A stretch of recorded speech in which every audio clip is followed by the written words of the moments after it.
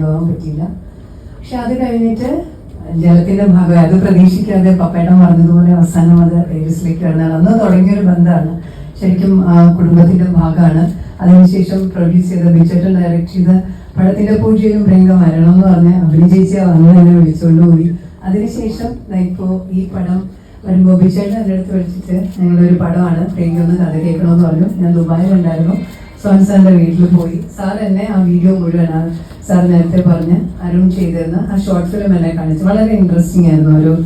ഒരു നല്ലൊരു ത്രെഡ് വളരെ കുറച്ച് സമയം കൊണ്ട് വളരെ മനോഹരമായിട്ട് ചെയ്തു വെച്ചു. അപ്പം എന്നോട് പറഞ്ഞൊരു ഒറ്റ കാര്യമാണ്, കുറച്ച് പുതിയ ചെറുപ്പക്കാരാണ്, അത് സിനിമയെ ഭയങ്കര ഇഷ്ടപ്പെടുന്ന ഒരു കൂട്ടം ആൾക്കാർ. ഇതൊരു കുഞ്ഞു സിനിമയാണ്, പക്ഷെ അത് സപ്പോർട്ട് ചെയ്ത് നല്ല രീതിയിൽ കൊണ്ടുവരാൻ ഞാൻ ആഗ്രഹിക്കുന്നു. കാര്യം അവരെ സംബന്ധിച്ചിടത്തോളം ഈ ഒരു കൂട്ടം ചെറുപ്പക്കാർക്ക് ഇത്തരത്തിലുള്ള ഒരു സിനിമ പുറത്തുനിന്ന് ഒരുപാട് പേർക്ക് അത് സിനിമയിലേക്കുള്ള ഒരു വലിയ അവസരമായിരിക്കും, അവർക്ക് വേണ്ടിയിട്ടുള്ള ഒരു വലിയ വാതിലായിരിക്കും തുറക്കുന്നതെന്ന് പറഞ്ഞു.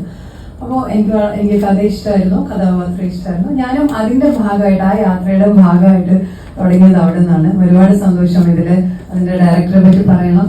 തീർച്ചയായിട്ടും അരുൺ സിനിമയുമായിട്ട് ബന്ധമുള്ള ഒരാളല്ല, അദ്ദേഹം ഒരു MRI ടെക്നീഷ്യനാണ്.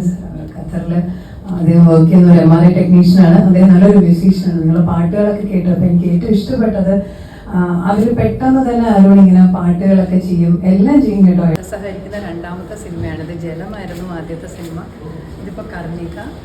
ഇത് ഒരു കൂട്ടം സിനിമ ഒരുപാട് ആഗ്രഹിക്കുന്ന, സിനിമയിലേക്ക് വരണമെന്ന് ഒരുപാട് സ്വപ്നം കണ്ട് നടന്ന ഒരു കൂട്ടം ചെറുപ്പക്കാരായ ആൾക്കാരെ ശരിക്കും പ്രോപ്പറായിട്ട് ലോഞ്ച് ചെയ്യാൻ വേണ്ടിയിട്ട് ചെയ്തൊരു സിനിമ. അത്രയും അങ്ങനെ എടുത്തൊരു ഇനിഷ്യേറ്റീവ് കൂടെയാണ്, സോങ്സിൻ്റെ എടുത്തൊരു ഇനിഷ്യേറ്റീവ് കൂടെയാണ് ഈ സിനിമ. അപ്പോൾ ആ സിനിമയുടെ ഭാഗമാകാൻ കഴിഞ്ഞതിൽ ഒരുപാട് സന്തോഷമുണ്ട്.